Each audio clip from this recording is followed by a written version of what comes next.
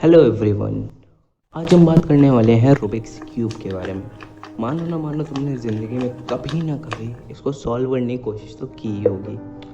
तो आज हम बात करेंगे इसके एडवांटेजेस और डिसएडवांटेजेस की। एडवांटेजेस को ना मैंने दो कैटेगरी में रखा है। सबसे पहले मैजिकल एडवांटेजेस, मतलब जिसे साइंस ने प्रूफ नहीं करा, मतलब मुझे भी नहीं पता वो क्यों है। और दूसरे हैं लॉजिकल एडवांटेजेस, जिसे साइंस प्रॉपर तरीके से प्रूफ कर चुकी है। तो पहले बात करते हैं मैजिकल एडवांटेजेस की। मैजिकल एडवांटेज नंबर 1, अगर तेरे पास भाई ये क्यूब है और कैसे भी करके 3 से 4 दिन में तूने तोड़ के जोड़ के किसी भी तरीके से इसको सॉल्व कर दिया ना, भरोसा रख तेरे घर वाले भी ना सरप्राइज हो जाएंगे। वो भी सोचेंगे यार हम इतने हरामी हैं ना, बच्चा इतना स्मार्ट कैसे।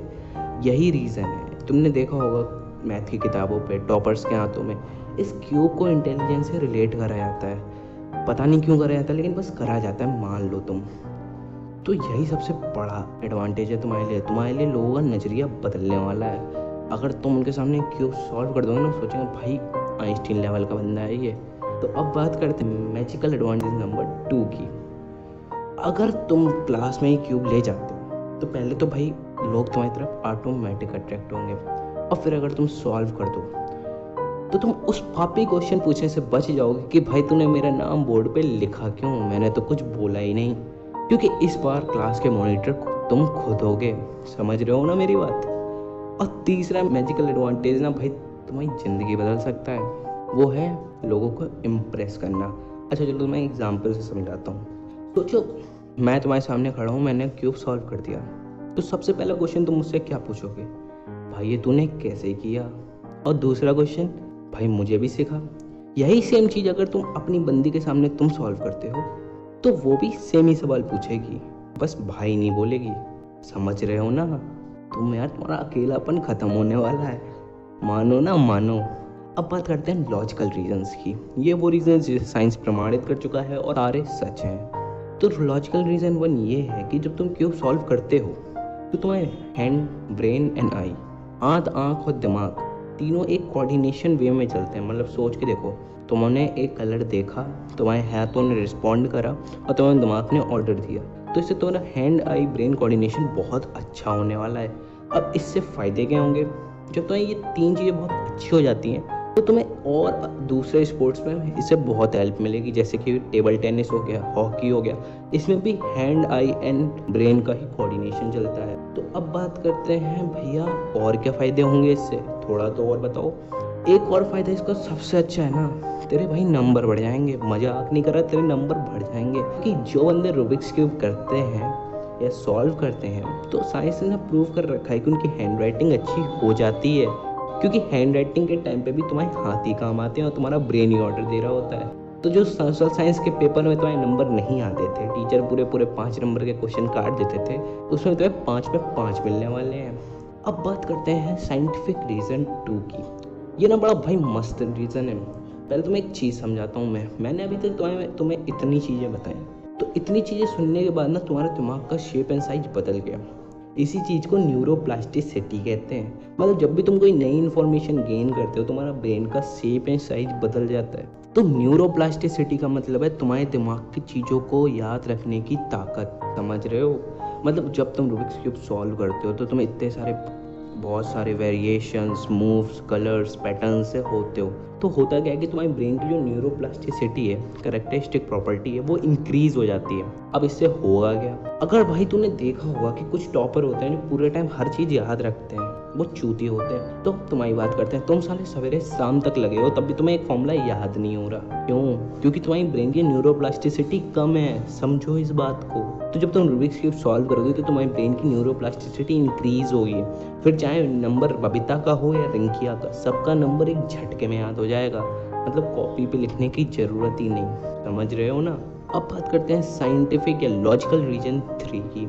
होता क्या है भाई, आज की ज़िंदगी में ना अपन बहुत ज़्यादा एडिक्टेड हो गए हैं। मतलब मान लो तुम पबजी खेलते होगे, तुम मूवीज़ देखते होगे, तुम पॉर्न देखते होगे, कुछ ना कुछ तुम ज़िंदगी में करते होगे जिससे तुम दुखी हो गए। कभी फील करा है कि भाई तुम 3 घंटे की मूवी देख के उठे, उसके बाद तुम्हें गल्ट फीलिंग आ रही है, तुम्हें लगा शायद पढ़ लेते तो बहुत बढ़िया होता। ये गल्ट फीलिंग ना एडिक्शन शो करती है तुम्हारा। तो अब जब तुम रूबिक्स क्यूब सॉल्व करने लगोगे तो तुम्हारा एडिक्शन कम हो जाएगा, तुम विजुअलाइज वर्ल्ड से बाहर निकल के रियल वर्ल्ड पे फोकस कर पाओगे। समझ रहे हो कि नहीं? बहुत इम्पोर्टेंट वो काम है ये ना भाई सबसे इम्पोर्टेंट मेरे अकॉर्डिंग एडवांटेजेस है रूबिक्स क्यूब का। अब बात करते हैं साइंटिफिक या logical advantages number 4। Rubik's cube तुम्हें आउट ऑफ बॉक्स थिंकिंग देता है। जैसे सोच के देखो, एक रूबिक्स क्यूब में 143 इंटू 10⁻14 पैटर्न्स होते हैं। पैटर्न्स मतलब एक मूव करा एक पैटर्न, दूसरे मूव के दो पैटर्न, समझ रहे हो? तो ऐसे 143 इंटू 10⁻14 पैटर्न्स होते हैं, जो कि बहुत ज़्यादा हैं। जब तुम अलग अलग पैटर्न्स और वेरिएशंस पे जाते हो, क्योंकि चीज़ तो आखिरकार तुम्हें सॉल्व ही करनी है, लेकिन उस सॉल्व तक पहुंचने में भी ना बहुत सारे रास्ते हैं। तो होता ये है कि जब तुम बहुत सारे रास्ते रखते हो तो तुम आउट ऑफ बॉक्स सोच सकते हो। एग्जाम्पल से समझाता हूँ। सपोज करो 10 कुत्ते हैं, तुम उसमें से एक कुत्ते हो, मैं भी एक कुत्ता हूँ, सोच लो। तो भाई अगर 9 एक टांग उठा के मूत रहे हैं तो तुम 2 टांग उठा के मूतोगे। समझ रहे हो कि नहीं? मतलब तुम्हारी जो थिंकिंग का लेवल होगा वो एक नॉर्मल नहीं होगा, अलग होगा। तुम हट के सोच पाओगे, तुम एडवांस लेवल के क्वेश्चन सॉल्व कर पाओगे। इसे कहते हैं आउट ऑफ बॉक्स थिंकिंग। तो भाई ये हो गए ओवरऑल एडवांटेजेस रूबिक्स क्यूब के। अब बात करते हैं डिसएडवांटेज। यार इसके बहुत ही भयंकर डिसएडवांटेजेस हैं। 3 ऐसे डिसएडवांटेज हैं जो तुम्हारी जिंदगी में भी हावी हो सकते हैं। तो पहला डिसएडवांटेज है इसका कि अगर तुम्हारी मम्मी या पापा गुस्से में हैं, उनके हाथ में ही रूबिक्स क्यूब आ गया, तो भाई इतनी जोर से कनपटी पड़ेगा ना, 3 दिन लिए बैठे रहोगे, पता भी नहीं चलेगा।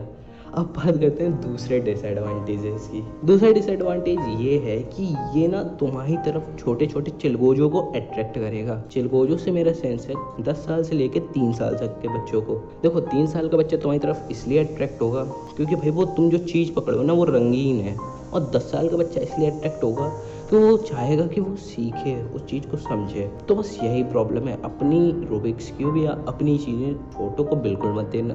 ये बर्बादी का पहला नियम होता है। समझ में आया? और इसका तीसरा मतलब सबसे इम्पोर्टेंट डिसएडवांटेज है कि तुम गरीब होने वाले हो। मतलब मैं सही बता रहा हूँ, मेरे लिए ना 500 से ऊपर की चीज़ महंगी होती है। तो रूबिक्स क्यूब ना सच में बहुत महंगे आते हैं, बहुत ज़्यादा ही महंगे आते हैं। मतलब महंगाई का हर एक का परसेप्शन या दृष्टिकोण अलग अलग होता है। मेरे लिए महंगाई का दृष्टिकोण अलग है, दिशा पटानी के लिए महंगाई का दृष्टिकोण अलग है, और दीपक कलाल के लिए महंगाई का दृष्टिकोण अलग होगा। समझ रहे हो? तो मेरे लिए 500 रुपये से ऊपर की चीज़ महंगी है। तुम मतलब सोच के देखो, तुम एक डब्बा पकड़े हो प्लास्टिक का जो रंगीन है, ना उसमें लाइट जलती है और ना इसमें आवाज़ आती है। तो मेरे अकॉर्डिंग ना भाई ये रूबिक्स क्यूब बहुत महंगे हैं। मतलब 500 रुपये से एक नॉर्मल सा स्पीड क्यूब आता है। सही बता रहा हूँ, मैंने बहुत ज़्यादा रुपए खर्च कर रखे हैं इन चीज़ों पे। तो मतलब तुम सोच के देखो, जब तक तुम्हें स्पॉन्सरशिप नहीं मिलती तब तक तुम गरीब होने वाले हो। समझ रहे हो ना? ये इसका आखिरी डिसएडवांटेज था। और आज के लिए भाई इतना ज्ञान काफ़ी है, मतलब बहुत ज्ञान दे लिया। तो इतना ज्ञान हजम करो। मिलते हैं अगले ही वीडियो में, तब तक के लिए जय माता दी। हम तोड़ गए